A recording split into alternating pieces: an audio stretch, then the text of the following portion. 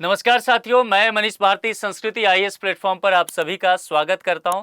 साथियों, जो बिहार की व्यवस्था है, आप जानते हैं कि बिहार में लगातार विकास के कार्यक्रम चलाए जा रहे हैं। पिछले 2 बजट जो आपने देखा होगा, केंद्रीय वित्त बजट, उसमें बिहार को काफ़ी अधिक जो है वह रकम दिया गया। अब इसका प्रभाव भी बिहार में दिखने लगा है। खास करके बिहार के इंफ्रास्ट्रक्चर जो है वो तब्दीली वहां पर अब प्रदर्शित होने लगा है। खास करके देखेंगे, जो उड़ान योजना है, यानी कि उड़े देश का आम आदमी, जो रीजनल कनेक्टिविटी को बढ़ावा देने की बात करता है, उसके तहत बिहार में तेजी से कई एयरपोर्ट्स को चलाने की बात की जा रही है और अब बिहार कैबिनेट ने इसको लेकर के मंजूरी दे दिया है। अब बिहार में 6 नए हवाई अड्डों के निर्माण को हरी झंडी दे दी गई है। खास करके एक डिस्ट्रिक्ट गया जी में एक जो है एयरपोर्ट की बात किया गया है, जहां पर ऑल वेदर एयरपोर्ट की व्यवस्था की जाएगी, यानी कि किसी भी मौसम में जो है वायुयान की सुविधा वहां पर उपलब्ध रहेगा। उससे पहले आपके लिए एक सूचना है, संस्कृति आईएएस के द्वारा इस स्वतंत्रता दिवस के शुभ अवसर पर फ्रीडम ऑफर दिया जा रहा है, जिसकी वैधता 15 अगस्त तक रहने वाली है, यानी कि कल तक। ऑप्शनल कोर्स की अगर चर्चा करेंगे तो 50 से 60% तक का आपको ऑफ देखने को मिलेगा। ज्योग्राफी और हिस्ट्री में खास करके जो है ये 2 ऑप्शनल यहां पर उपलब्ध हैं। इसके विषय में विस्तृत जानकारी के लिए 9555124124 या फिर sanskritis.com इस पर आप विजिट करके जान सकते हैं। चलिए अब आते हैं अपने टॉपिक की तरफ की, और ये देखिए समझने की कोशिश करेंगे हम लोग कि बिहार में ये जो 6 नए एयरपोर्ट्स हैं वो कहां कहां होने वाला है, और खास करके एक जो गया जी का मैंने चर्चा किया ही ऑल वेदर एयरपोर्ट होगा। अब चलिए यहां पर बात करते हैं। सबसे पहले बुधवार को बिहार सरकार ने राज्य में 6 नए एयरपोर्ट निर्माण के प्रस्ताव को हरी झंडी दे दी।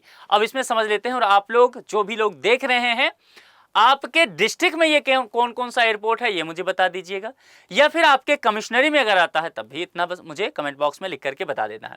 उससे पहले हम लोग एक और बात देखेंगे कि बिहार में अभी कितने एयरपोर्ट हैं। अब देखिए, बिहार में जो मुख्य रूप से एयरपोर्ट की चर्चा करेंगे वो 3 है, जो कि अभी चालू है ना, यानी कि वहां पर विमान जो है सेवा शुरू है। एक तो राजधानी पटना में ही, दूसरा जो है वह दरभंगा, और तीसरा जो है वह गया जी। अब डिस्ट्रिक्ट का नाम क्या है? गया जी, ये नहीं कि गया बोलना है, ठीक है, तो ये ध्यान रखना है। ये 3, अब ये तीनों देखेंगे ना तो एक तरह से अंतर्राष्ट्रीय एयरपोर्ट है। दरभंगा को अंतर्राष्ट्रीय एयरपोर्ट का दर्जा दे दिया गया है, आपको पता होना चाहिए। अब ये 3 तो पहले से है। इसके अलावा पटना के बगल में एक एयरपोर्ट और जो है वह लगभग तैयार है, उसका नाम क्या है? बिहटा। ठीक है, आपको पता है बिहटा का कुछ ही दिन में हो सकता है कि वह वहां पर उद्घाटन हो जाए। इसके अलावा एक और एयरपोर्ट, वह एयरपोर्ट तो यह कहा जा रहा है कि आने वाले कुछ दिनों में उसका जो है उद्घाटन हो जाएगा, अभी मैं उसकी भी चर्चा करूंगा। वह जो है मिथिला वाले क्षेत्र में ही होगा, वह है पूर्णिया। ठीक है, यानी कि अगर देखेंगे 3 और 2 5, ये तो पहले से ही लगभग बने हुए कंडीशन में अब हैं। 3 तो चालू है और 2 लगभग अब जल्दी से जल्दी शुरू हो जाएगा। इसके अलावा 6, बिहार को अगर प्रशासनिक दृष्टिकोण से समझने की कोशिश करेंगे तो बिहार में 9 प्रमंडल हैं, यानी कि कमिश्नरी, और ये 9 प्रमंडल जो है इसको 38 डिस्ट्रिक्ट में विभाजित किया गया है। ठीक है, अब यहां पर 38 डिस्ट्रिक्ट के हिसाब से देखेंगे तो ये 3 और 2 5 और 6 9 तो ऐसे ही हो गया, 9 जगह। इसके अलावा पहले भी जो है अभी 6 से पहले कुछ एयरपोर्ट्स के लोकेशन को लेकर के बात किया गया था। तो आने वाले समय में कहा जा रहा है कि बिहार में जो 38 डिस्ट्रिक्ट है, इसमें तकरीबन अगर देखा जाए तो 15 से अधिक एयरपोर्ट हो सकता है। मामला समझ में आ रहा है? यानी कि बिहार एक ऐसा स्टेट बनने जा रहा है जहां पर एयरपोर्ट्स की भरमार होने वाली है आने वाले समय में। तो इस बात को लेकर के अब सबसे पहले हम लोग देखेंगे कि वह डिस्ट्रिक्ट कौन कौन सा होने वाला है। देखिए, ये बिहार का जो है वो पॉलिटिकल मैप है, इसमें हम देखेंगे सब चीजों को कि कौन कौन सा डिस्ट्रिक्ट है। अब देखिए, सबसे पहले बात किया गया मुंगेर को लेकर के, तो मुंगेर यहां पर अगर आप देखेंगे ये जिला यहां पर पड़ता है। अगर लोकेशन के हिसाब से देखेंगे तो मिथिला का हिस्सा पड़ेगा। इसके अलावा भागलपुर, देखिए मुंगेर के बगल में ही भागलपुर है, ठीक है, और भागलपुर जो है ना, भागलपुर के पास अपना एयरपोर्ट के लिए प्लॉट है, पहले से जमीन इसके पास है, तो भूमि अधिग्रहण को लेकर के बहुत परेशानी नहीं होगा। और भागलपुर को अगर देखा जाए तो एक तरह से कह सकते हैं कि सिल्क सिटी के तौर पर बिहार का ये जगह जाना जाता है, औद्योगिक केंद्र है। मुंगेर जो है ये योग नगरी के तौर पर जाना जाता है, यहाँ पर योग का विश्वविद्यालय है, तो इसीलिए भी ये इंपॉर्टेंट दोनों जगह है। तो मुंगेर और भागलपुर आसपास में ही पड़ता है, और दोनों ही जो देखेंगे अगर आप यहाँ पर तो वो मिथिला का हिस्सा पड़ता है। इसके अलावा मुजफ्फरपुर, अब देखिए मुजफ्फरपुर में चलिए, मुजफ्फरपुर में भी लगभग कहा जाए तो प्लॉट है कुछ हद तक। मुजफ्फरपुर के बगल में मैंने पहले ही कहा कि दरभंगा में पहले से ही जो है वो एयरपोर्ट यहाँ पर है, तो एक यहाँ मुजफ्फरपुर, ये भी मिथिला के हिस्सा में गया।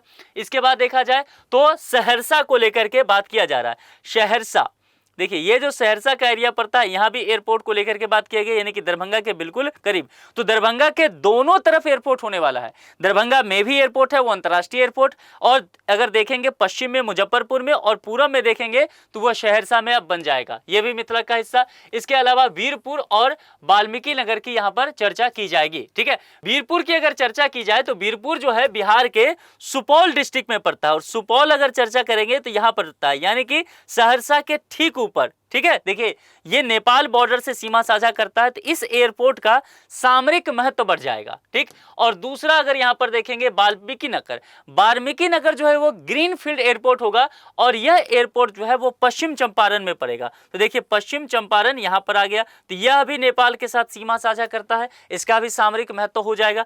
कुल मिलाकर के अगर आप देखेंगे इस 6 एयरपोर्ट में अगर देखा जाए 1 2 3 4 5 6, ये 6 के 6 नए एयरपोर्ट आपको मिथिला के हिस्से में ही दिया गया है। क्योंकि यहाँ पर देखिए गंगा नदी यहाँ बक्सर से बही, और ये भी जो हिस्सा है ये यहाँ से निकलती है अगर ये नदी, और कुल मिलाकर के देखा जाए ये जो आपका लखीसराय बेगूसराय का हिस्सा है और जमुई बांका, इस पूरे एरिया को मिथिला के तौर पर जाना जाता है। ये जो आप देख रहे हैं ये मिथिला का हिस्सा माना जाता है। ठीक है, यानी कि ये जितने एरिया है, ये जितने डिस्ट्रिक्ट्स हैं, ये और ये नीचे का, ये मिथिला का हिस्सा। तो कुल मिलाकर के यहाँ पर देखेंगे 6 एयरपोर्ट अलग अलग डिस्ट्रिक्ट में मिथिला में ही पड़ता है। दरभंगा में पहले से ही है। इसके अलावा पूर्णिया एयरपोर्ट की शुरुआत किसी भी क्षण हो सकता है, यानी कि आने वाले 5-7 दिनों में इसका उद्घाटन देखने को मिल जाएगा। यानी कि यहाँ पर देखेंगे तो एक आपको पूर्णिया भी हो गया और जो है दरभंगा भी हो गया। इसके अलावा रक्सौल में एक है, शायद वो पूर्वी चंपारण में पड़ेगा, रक्सौल में पहले से ही एक एयरपोर्ट जो है वो प्रस्तावित कर दिया गया। तो कुल मिलाकर के अगर चर्चा किया जाए ना, तो इस पूरे मिथिला के एरिया को विकास करने के लिए केंद्र सरकार और बिहार सरकार की पूरी नजर यहाँ पर बना हुआ है। आप जानते हैं कि सीतामढ़ी में अगर आपको ध्यान होगा कि अभी अभी जानकी मंदिर का शिलान्यास किया गया है ना, पुनौरा धाम में, तो इस वजह से बहुत बड़ा धार्मिक केंद्र यहाँ बनने वाला है। तो सरकार पहले से चाह रही है कि जितना रूट्स है उसको जो है एयरपोर्ट वगैरह से कनेक्ट कर दिया जाए। तो आप देखेंगे कि ये पूरे मिथिला के हिस्सा में आने वाले समय में 10 एयरपोर्ट से अधिक हो सकता है। अब यहाँ पर कुछ बातें समझ लेते हैं। देखिए वीरपुर और वाल्मीकि नगर में भी ग्रीनफील्ड एयरपोर्ट बनेगा। मालूम हो कि वीरपुर बिहार के सुपौल, तो वाल्मीकि नगर पश्चिम चंपारण जिले में पड़ता है, जिसकी चर्चा हमने पहले ही कर लिया। इन 6 जिलों में हवाई अड्डा निर्माण का सुरक्षा मानचित्र तैयार करने की अनुमति कैबिनेट के द्वारा दे भी दिया गया है। सरल शब्दों में कहें तो अगर आप सुरक्षा मानचित्र तैयार करते हैं किसी एयरपोर्ट का, उसका कहने का तात्पर्य हो गया कि आसमान का रास्ता पूरी तरह से साफ और सुरक्षित रहे, है ना। क्योंकि एयरपोर्ट जो तैयार होता है तो उसके लिए रूट पहले डिसाइड किया जाता है। ठीक, आगे बढ़े। इसके तहत जो है OLS सर्वे के लिए 2,90,91,270 रुपये की अग्रिम स्वीकृति भी दे दी गई है। ऐसा नहीं कि फंड दिया जाएगा, ये पैसा जो है यहाँ पर ऑलरेडी दे दिया गया है।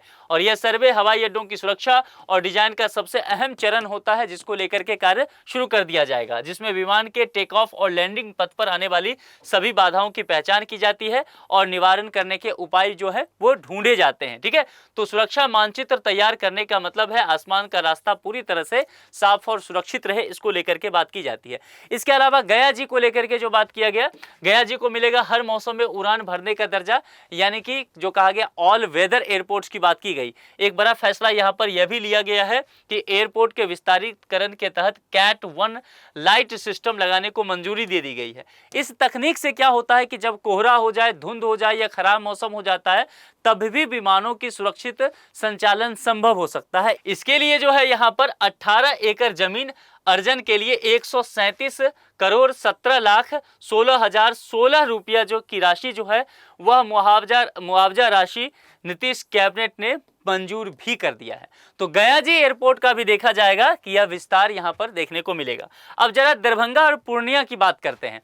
दरभंगा और पूर्णिया के अब बात जो है अगली छलांग क्या है, पटना के जयप्रकाश नारायण हवाई अड्डे के विस्तारीकरण और दरभंगा के नया एयरपोर्ट बनाने के बाद पूर्णिया से भी जल्द हवाई सेवा शुरू किया जाएगा, जिसकी बात मैंने आपको पहले ही किया। और जल्द ही इस बात की संभावना है कि पूर्णिया एयरपोर्ट के उद्घाटन की तारीख भी घोषित की जा सकती है, वहां पर एयर सेवा जो है वह शुरू किया जा सकता है। नीतीश कैबिनेट की ओर से 6 नए जिलों में हवाई अड्डों के निर्माण से की गई तैयारी शुरू कर दी गई है। इससे राज्य में हवाई कनेक्टिविटी को कई गुना तक जो है बढ़त मिलने की बात की जा रही है। न जो केवल यात्रियों को तेज और आरामदायक यात्रा विकल्प देगा, बल्कि स्थानीय व्यापार, पर्यटन और निवेश को भी नई रफ्तार इससे मिलेगा। अब पूर्णिया एयरपोर्ट को लेकर के जो मैंने बात किया था, कहा जा रहा है कि पूर्णिया एयरपोर्ट का उद्घाटन जो है वह 17 अगस्त को हो सकता है।